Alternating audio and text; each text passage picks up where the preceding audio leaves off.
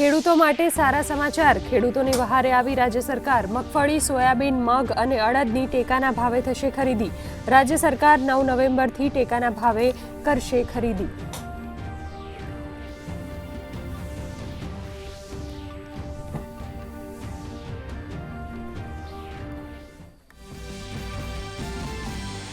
આવતીકાલે બિહાર વિધાનસભા ચૂંટણીના પહેલા તબક્કાનું મતદાન. 18 જિલ્લાની 121 વિધાનસભા બેઠક પર થશે મતદાન.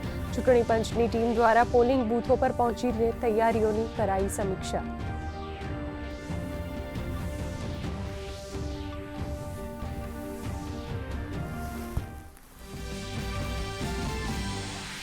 બીજા તબક્કા માટે રાજનાથસિંહે બાંકામાં ગજવી સભા. કહ્યું, નીતિશકુમારે સાબિત કર્યું કે પ્રામાણિકપણે ચલાવી શકાય છે સરકાર.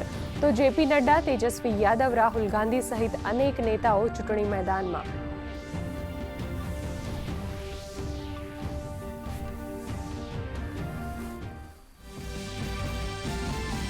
વિપક્ષ નેતા રાહુલ ગાંધીનો ફરી આવ્યો હાઇડ્રોજન બોમ્બ. બિહાર ચૂંટણી પહેલા કર્યા અનેક ખુલાસા. કહ્યું કે નકલી મતદારોના કારણે કોંગ્રેસ હરિયાણાની ચૂંટણી હારી, તો ભાજપે આપ્યો સણસણતો જવાબ. કહ્યું, પોતાની નિષ્ફળતાઓ છુપાવવા માટે લગાવી રહ્યા છે આરોપ.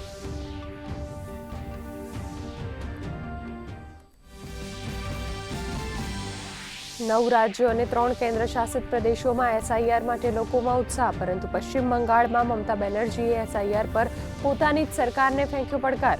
ટીએમસી કાર્યકરો દ્વારા બીએલઓને ધમકી આપવાનો આરોપ. જ્યારે ચૂંટણી પંચના પ્રતિનિધિઓ આજે બંગાળની મુલાકાતે.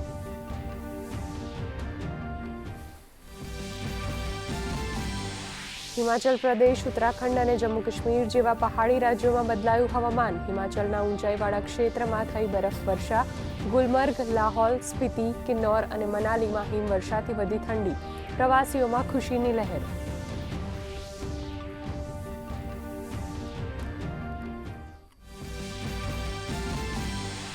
રાજ્યમાં વરસાદનું જોર ઘટ્યું. સામાન્યથી મધ્યમ વરસાદની આગાહી. 10 નવેમ્બર સુધી સૂકું રહેશે હવામાન.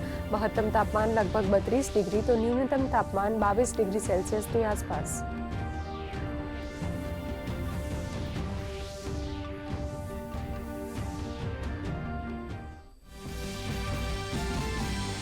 આજે ગુરુ નાનક જયંતિ અને કાર્તિક પૂર્ણિમાના પર્વ પર ગુરુદ્વારા અને મંદિરોમાં ઉમટી ભક્તોની ભીડ. પ્રકાશ પર્વ પર ગુરુદ્વારામાં ભજન કીર્તનની સાથે લંગરનું આયોજન. કાશીમાં ઉજવવામાં આવશે ધામધૂમથી દીપ દિવાળી.